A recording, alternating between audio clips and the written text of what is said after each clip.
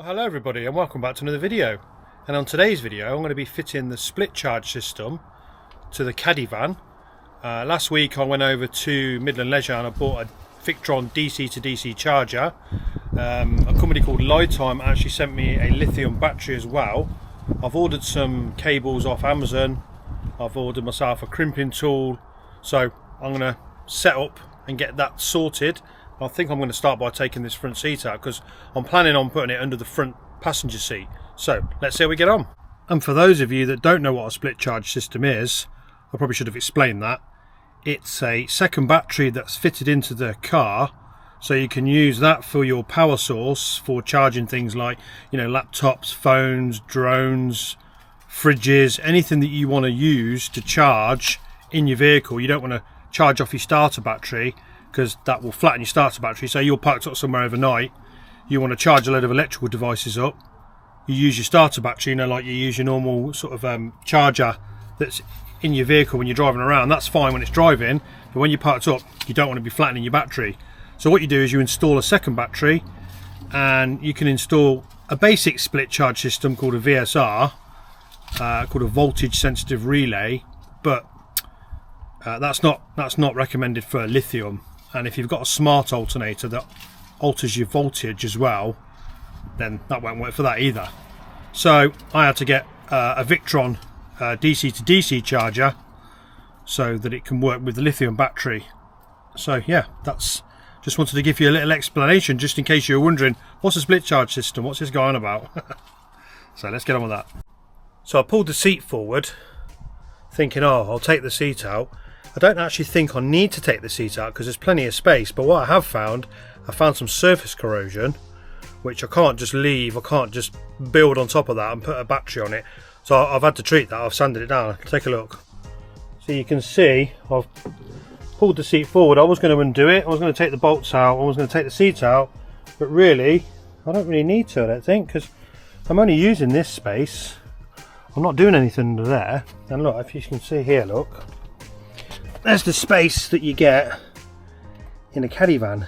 You get that little bit of space under there, look, and it's plenty of room to put a battery and a split charge system. But you can see the surface corrosion. Not sure if you can see that, but I've sanded it down and I'm going to treat it now and give it a little coat of paint and let that dry, and then I'm going to get on with it after that. I just can't leave it though. I can't just build on top of, you know, rust. It'll bug me forever. Right, while I wait for that to dry, that I've just put onto the rust, I put some like rust converter on it. I'm going to investigate a way to get the cable from the battery into the cab. Now I think I found a way to get the cable through. Look, can you see that? See where that loom, that wiring loom is going through? Well, I've shoved the rod through there. That's actually an old wire coat hanger, and you can see it from the other side. There it is. So I'm going to use that to try and pull the cable through, and I don't think I can actually show you where it is in the engine bay, because it's deep down in there. I don't think you're going to be able to see it, but obviously you can see that the rod's come through, so that's where it is. As you can see, I just attached a piece of cable to the rod with some insulation tape, and I've pulled it through. I also had some duct tape, put some duct tape around it as well, just in case I didn't want to catch it or anything. So I've now got the cable pulling through. So that's brilliant news. And we've got it in the cab. So I thought I'd show you exactly where I fed the cable through. There's this little foam piece is like up underneath there. You take that down and that's where it is. It's there, look. It's just up there. Let me get the light actually. There. Okay. You can just see where it's gone in. Now it's time to make up a battery lead to connect that cable to the starter battery.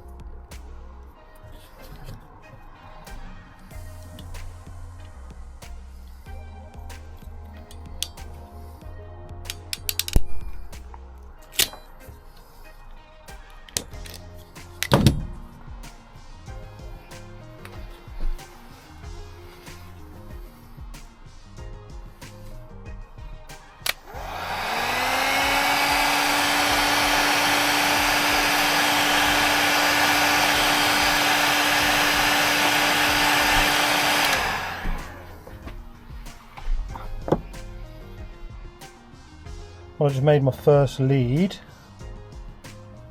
I just crimp some of those onto the end. Got my little crimping tool, crimped them on, put a bit of shrink wrap, and yeah, we're good to go. So I'm going to put that on now and get a fuse attached to it, because I've got some inline fuses to go in. So as you can see, I've now got the cable in. I've got a MIDI fuse, an inline MIDI fuse, and I've got a 60 amp fuse to go in there later on when I've got it all, when I've got everything wired in.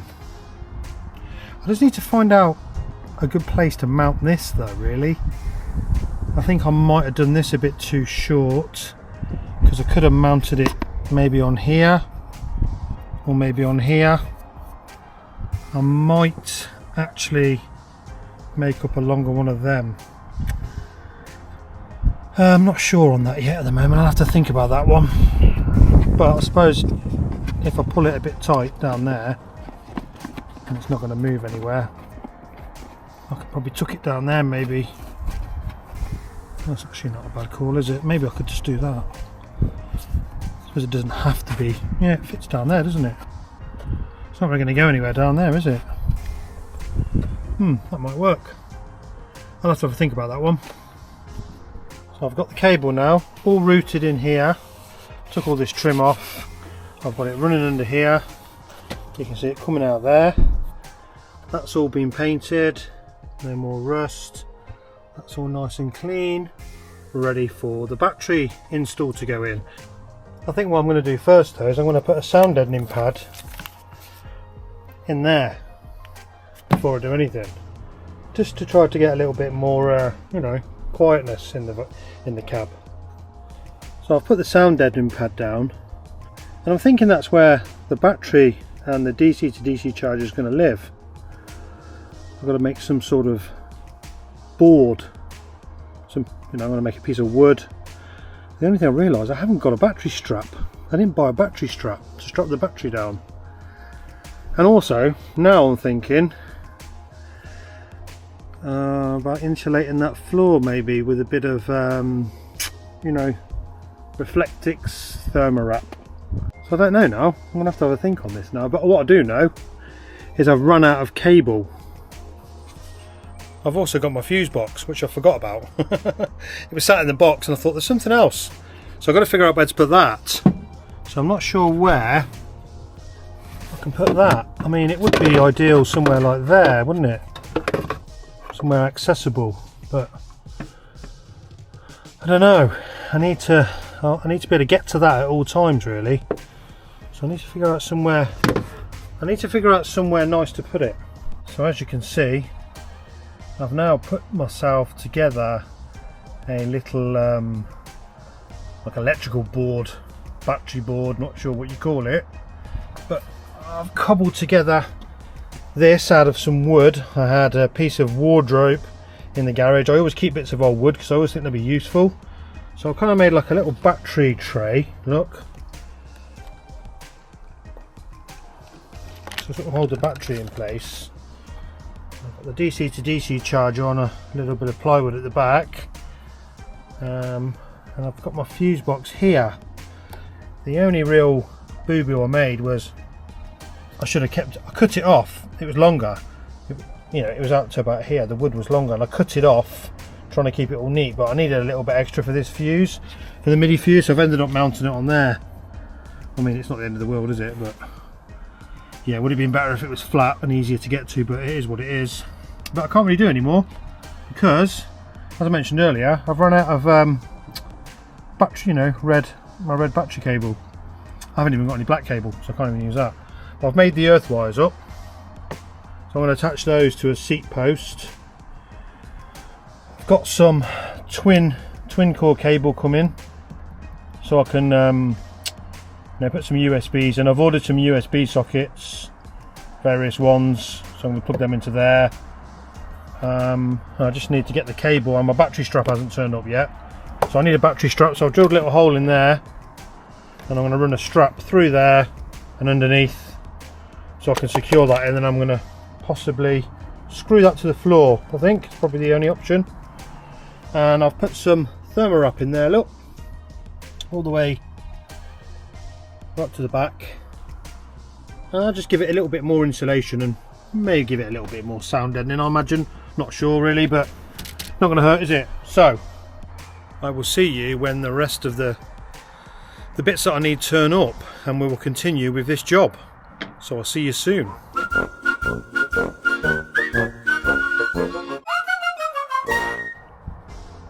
Well, I'm back and I got some cable, the bit of cable that I needed, and I've also got some USB sockets, so I'm going to see if I can get those fitted in today as well.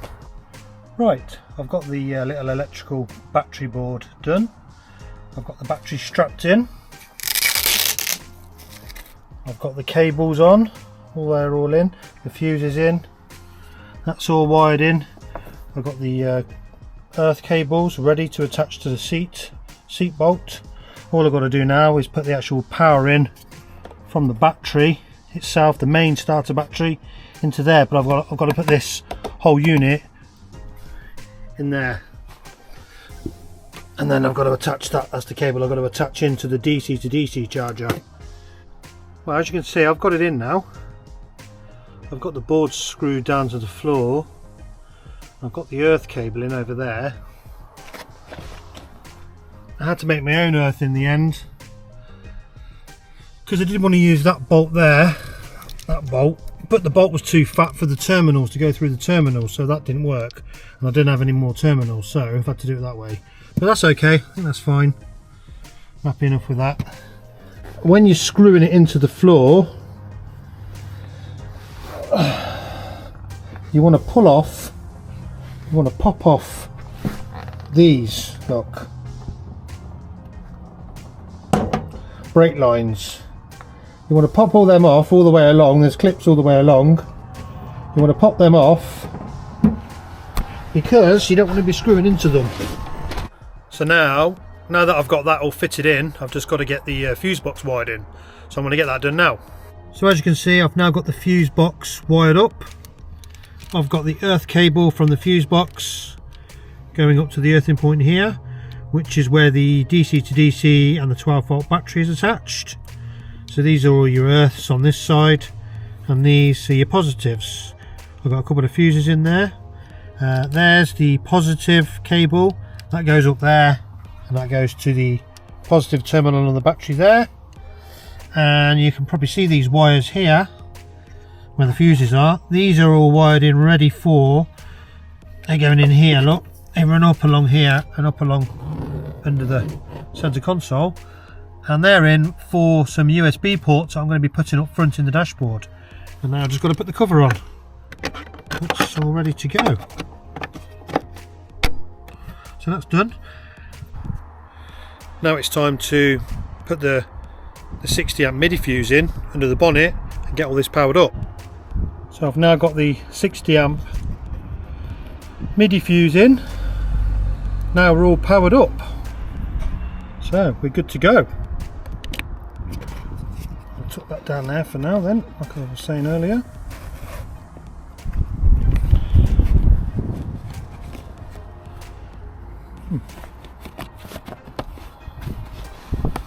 There we go. So now it's time to install the Victron app and get that all set up. So I've got it connected to the app. I had to get my PIN code, which was on the side of the Victron unit. I was able to just pop my phone down there and take a photo of it because I forgot to get it off before I put it on. So if you're fitting one, make sure you make a note of the PIN code on the side, because you have to put it into the app to pair it, you know, to pair the Bluetooth. And then you just go into your list of devices. I've only got one, and then it connects. It's fairly quick. Mine's off at the moment because obviously the engine's not running, but you can go into your little cog up here and you've got all your settings here. You need to change this function as well from power supply to charger. So it's default, it's set to power supply. You just change it to charger, press OK. Hopefully you can see that. Then you've got your battery settings, but the factory default on this was lithium. I've got a lithium battery, so I don't need to I don't need to do anything with that. I had to enable that, charger enabled. And all of this, you can't actually adjust any of this, so that's kind of good for me as a beginner, because I don't know what I'm doing. And then you've got, this is your voltage lockout, so when when you turn it off, so it doesn't flatten your battery. So if you turn your engine off and the voltage of your starter battery goes below 12.5, it will, the charger will actually turn off, so it won't draw any power from your starter battery, and it won't come back on until it hits 12.8. These are default. I'm just going to leave them as they are. And then you've got these engine shutdown detection. I've got that enabled, so obviously it knows when I've turned the engine off, so it doesn't keep on charging. You've got alternator type that you can choose here: smart alternator, regular, user defined. I've got user defined because I checked a couple of videos on this, and it seemed to be recommended that you have your start voltage at 13, because when it's 14, if your alternator doesn't get up to 14 volts quick enough, or sometimes apparently some alternators don't get to 14 volts according to this video, and the DC to DC charger doesn't always charge, so they recommend putting it to 13. That way the DC to DC charger will always kick in and charge your battery. So I've done that, and all of these alter with that, but yeah, you obviously got to make your own decisions on that. Don't follow my advice. What I'll do is I will link the video down below to the video I watched. You can go and watch that. Now it's time for the next job, to fit some USBs up the front. I'm going to take out the so-called glove box. I'm hoping it's just these screws and some up in there. There, look. That'd be nice, wouldn't it, if it's just 6 screws? Let's see. Right, so I got it off. That was here, and it was, like I said, 6 screws. Right, the USB sockets are all fitted in. Time to get that glove box back in, and then I'll show you what I've done. I've fitted a voltmeter in here. I've fitted a USB charger. It's a quick charger with what they call a PD, USB-C I believe, in there, and I also fitted a 12 volt port there because I wanted to run my dash cam in there instead of there, because I was forgetting to turn it off at night, and it was draining my battery, my starter battery, and I couldn't remember to turn it off all the time. Most of the time I did, but sometimes I'd forget, and in the morning I could feel the battery was not great. So I wanted that to run off the second battery, so now it is. So yeah, I'm happy with that. But what I would say is, if you're planning on doing what I've just done, don't fit the 3 port one, because behind that glove box is like the heater system, and the port where the voltmeter is was hitting like the plastic box behind it. So I've had to butcher the box. I've had to like trim it all off and cut bits off it so the port didn't hit it, because I was originally going to put 2 ports in, then I thought, oh, I'll actually put the 3 port one in, and it was a mistake. It was a real headache. So I recommend that you only fit a twin port one in there. Don't bother.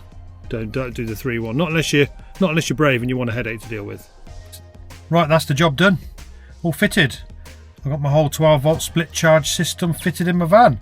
So I'm actually really happy that I've got that done, because I've never actually done one of those before, so it was first time for me doing it. I've just started the van and it's all working fine. It's charging the second battery under the seat, so that's all working fine. I've just charged my phone up off the USB charging port that I fitted in the front. I will be fitting more USBs in the back, but I won't be doing that till all the carpeting and all the insulation's all done. So I've got them ready to fit. They'll be getting done at a later date. But for now, I've got that all set up and I'm really happy with that. So I'm hoping that you found it useful. Hoping that the video was useful for you. I didn't obviously film everything that I did, because the video would have been really, really long. I'm trying to keep the video as short as possible. So it's quite difficult sometimes to try to record enough to give you information and to help you if you're doing the same thing, and also try not to record too much. So anyway, I'm going to get off now, and if you did find that useful, please, let me know. Let me know in the comments. If you've got any questions, just ask. If you like the video, give me a thumbs up, and I will see you on the next one. Thanks for watching. Bye.